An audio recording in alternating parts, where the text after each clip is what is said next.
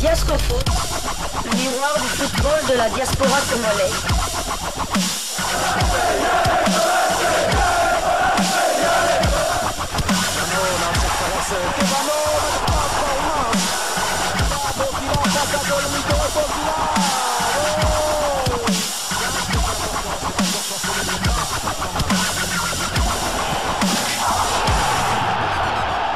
Diasco Foot, le miroir du football de la diaspora congolaise.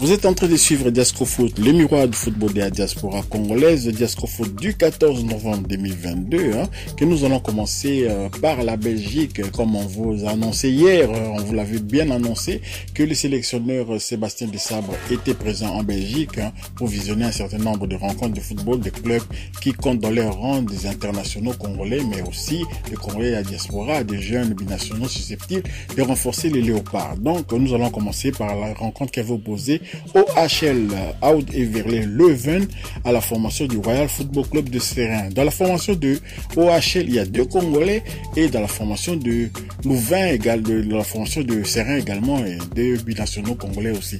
Donc, Nanchon, Tsingingidi et Pierre-Yves Ngawa du côté de OHL, Ngawa était remplaçant, ainsi que leur club, le Oud et Verlet Leuven, se sont imposés largement 5-0 devant la formation de Serein des juniors Marsoni et de Marvin Chiboabois.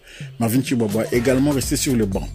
En match comptant pour la 17e journée de la Jupiler Pro League, la première division belge. Donc, hormis ces 2 joueurs restés sur le banc, les autres ont disputé cette explication et Nachon Tsingi s'est mis en valeur. Le jeune attaquant entré en début de seconde période a clôturé le score pour OHL en marquant le 5e but de la rencontre à la 89e minute de jeu. C'est son 3e but de la saison en 13 matchs, lui qui dispute sa première saison avec l'équipe première de son club formateur. Donc voilà, il a été formé à OHL. C'est un succès qui va leur faire beaucoup de bien après avoir aligné quand même 5 matchs sans succès en championnat, soit 3 revers et 2 nuls. Donc bravo à Nachon Tsingingidi. De l'autre côté, la situation n'est pas très bonne et semblable à celle de la saison dernière pour le Football Club de Serein. L'équipe n'a pas gagné un seul match. L'équipe n'a gagné qu'un seul match sur les 8 dernières sorties, notamment 5 revers et 2 nuls. Une situation qu'il faut solutionner au plus vite parce que cette formation risque de basculer en division inférieure. Au classement, l'OHL est 8e avec 25 points, alors que Serein est 18e et dernier avec 11 points. Pour la prochaine journée, OHL croisera le club de Bruges, ce qui ne sera pas facile, tandis que Serein sera aux prises avec Eupen. Ce sera le vendredi 23 décembre. Vous savez bien que Serein, c'est quand même fait partie de la province de Liège, ainsi que Eupen aussi, la province de Liège aussi, mais du côté plus germanophone, du côté de la frontière avec l'Allemagne. Et là-bas, à Eupen, on parle justement allemand, beaucoup plus allemand aussi. Donc voilà ce qui va opposer quand même Serein contre Eupen. C'est, comment on pourrait dire, c'est la Wallonie qui gagne. Alors, Sébastien Desabre ne s'est pas arrêté juste à ces 2 rencontres-là que je vous ai citées. Il s'était rendu aussi à Sclessin, dans le stade du Standard de Liège, pour voir de ses propres yeux les prestations dont on lui parle, les prestations de William Balikwisha, l'homme en forme du moment du Standard de Liège. Merveille Bopé également. Et nous avons aussi un 3e Congolais international, U23 aussi, c'est John Nekadio, le petit frère du boss Louis Ndama, qui a été brillant avec les U23 lors de la qualification contre l'Algérie, justement, Algérie U23, dans les matchs des éliminatoires comptant pour la CAN U23. Et donc, le Standard de Liège s'est incliné à domicile au terme d'une rencontre prolifique et sous l'œil, je vous le rappelle encore, de Sébastien Desabre. Le Standard s'est incliné à domicile contre l'Union Saint-Gilloise, le l'équipe surprise de la saison dernière qui a failli être championne et qui a échoué juste dans les playoffs. Et par contre, dans la phase de poule de l'Europa League, Lyon Saint-Gilloise a terminé en tête quand même devant l'Union de Berlin, la formation du Sporting de Braga aussi, ce qui n'est pas rien. Donc félicitations quand même à l'Union Saint-Gilloise qui est partie quand même s'imposer 2-3 du côté du Standard de Liège. Et Merveille Boup et Bocadi étaient titulaires au sein de cette défense liégeoise. Les Rouges sont 7e du championnat de Belgique avec 25 points. Donc voilà, Sébastien Desabre a vu William Balikouche, mais c'est bien dommage quand même cette défaite du Standard de Liège. On aurait aimé quand même que le Standard puisse triompher au cours de cette rencontre-là. Alors nous allons parler d'une troisième rencontre en Belgique toujours, mais cette fois-ci en deuxième division où le patron de notre attaque, Dieu merci Mbokani Bezois et la formation de Beveren s'amuse carrément dans ces championnats, est devenu trop faible pour eux et la montée ne peut pas leur échapper. Vraiment, Mbokani a une fois de plus été buteur après avoir tenu la dragée haute à l'Antwerp en Coupe de Belgique. Vous souvenez-vous, 2 buts partout, les Beveren, équipe de 2-2, menée quand même 2-1 contre l'Antwerp. Malheureusement, il y avait ces buts contre son camp d'Eric Chimanga qui ensuite la formation de Beveren s'était écroulée au tir au but avec un raté de Dieu merci Mbokani notamment. Mais là c'est le championnat mené 1-0 à la pause par le Liers. Les SK Beveren réalisent une deuxième mi-temps de haute volée en marquant 5 fois. Dieu merci Mbokani a inscrit le 3e but des siens à la 82e minute de jeu. Donc voilà, le patron est toujours dans la course. Mbokani est bien âgé pour certains, mais il peut encore remplir beaucoup de services. Et d'ailleurs, c'est cette formation de Beveren qui en profite parce que Mbokani amène aussi son expérience et il tire vers l'avant les joueurs. Il y a des Brésiliens dans cette formation de Beveren. Il y a un joueur aussi, Bato, il s'appelle Bato, il est originaire de Trinidad et Tobago. Lui aussi, il progresse au contact avec Dieu merci Mbokani. En tout cas, félicitations à Beveren. Nous ne doutons pas une seule seconde que cette formation va remonter en première division parce que Dieu merci Mbokani est là. Dieu merci Mbokani est habitué à des trophées chaque saison partout où il a joué, sauf bien évidemment à Monaco et du côté de la formation de Wolfsburg. Il faut rappeler que quand Mbokani est parti à Wolfsburg, cette équipe était déjà au bas du tableau. Il restait une poignée de journées comme ça avant la fin de la saison. C'est pas dans un club pareil que tu peux briller. Donc voilà, Mbokani a été toujours champion. Il a gagné une coupe partout, même en Ukraine, même au Koweït. Il a toujours eu des trophées et c'est voilà une très bonne chose. Félicitations à lui.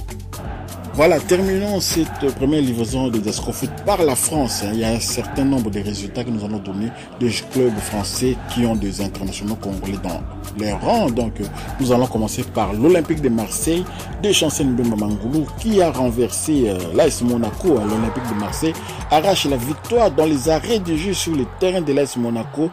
2-3. Les Marseillais grimpent à la 4e place de la Ligue 1 avec 30 points. Chancel Mbemba a disputé l'intégralité de la rencontre, vraiment une rencontre pleine de surprises avec un Alexis Sanchez qui nous marque un coup franc à la Marouf Tchakei. Vous savez, Marouf Tchakei, c'est le Togolais qui évolue du côté de l'AS Vita Club, réputé des spécialistes de coups francs à la Michel Platini. Et là, on a vu Alexis Sanchez marquer un but sur coup franc, malgré quand même ce mur constitué de géants comme Axel Dissassi. Malheureusement, dans cette rencontre-là, l'Olympique de Marseille a perdu l'international marocain Amin Harit, qui vraiment a son genou qui a explosé au contact avec Axel Dissassi et donc la formation de l'Olympique de Marseille perd Amin Harit pour de nombreux mois. Je ne veux même pas imaginer combien de mois ça va prendre, peut-être 8 mois. Mais c'est perdu pour la Coupe du Monde. Le Maroc perd un joueur, un grand joueur, un joueur brillant, un joueur en forme pour cette Coupe du Monde de Qatar 2022. Notons aussi que la formation de Monaco est heureux d'annoncer aussi que Axel Dissassi, c'est justement responsable un peu de cet accident-là arrivé à Amin Harit, a été appelé d'urgence par le sélectionneur Didier Deschamps pour évoluer à la Coupe du Monde à la place de Presnel Kimpembe qui est forfait pour la Coupe du Monde. Donc voilà, Dissassi va jouer la Coupe du Monde. Dissassi est perdu pour la RDC définitivement. Allons voir du côté nantais à présent. Samuel Moutoussamy a été décisif. La 92e minute de jeu au poste de latéral gauche. Samuel Moutoussamy a délivré la passe. Et Samuel Moutoussamy capable de jouer même comme arrière gauche. Donc il peut dépanner, c'est un joueur polyvalent. Et il faut juste les découvrir, apprendre comment l'utiliser au sein de l'équipe, d'utiliser ces joueurs qui sont vraiment nombreux, qui pourraient venir renforcer encore les groupes. Rendons-nous du côté de Lorient pour prendre des nouvelles de Gédéon Kaloulou. Et donc, Lorient est 4e de la Ligue 1 quand même, en déplacement dans les Barins pour affronter Strasbourg. Le Football Club Lorient prend le point du nul, un but partout. Les Lorientais avaient ouvert le score à la 5e minute du coup d'envoi, avant de concéder l'égalisation à la 87e minute de jeu. C'est bien dommage. Ils occupent provisoirement la 4e place du championnat avec 28 points. Bravo donc à Gédéon Kaloulou et à la formation du FC Lorient.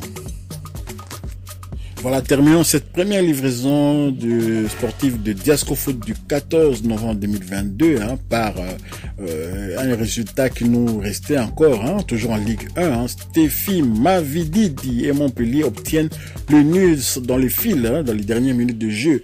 Et Montpellier a réussi à obtenir le match nul un but partout face au Stade de Reims. Stéphie Mavididi était titulaire et il a été sorti à la 77e minute de jeu. Montpellier pointe à la 14e place du championnat avec 14 points. Donc voilà.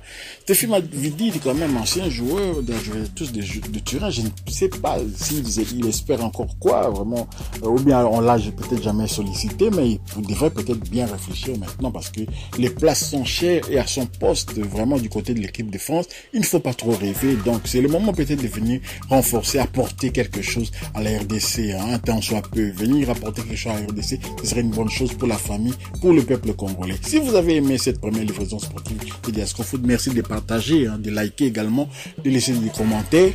Bien entendu, ceux qui ne sont pas encore abonnés, abonnez-vous et activez la petite cloche de notification. Elle vous permettra de ne pas manquer la prochaine livraison sportive de Diasco Foot dans les prochains jours ou bien dans quelques heures. Ça dépend si on a de la matière à vous fournir. Diasco Foot vous dit au revoir.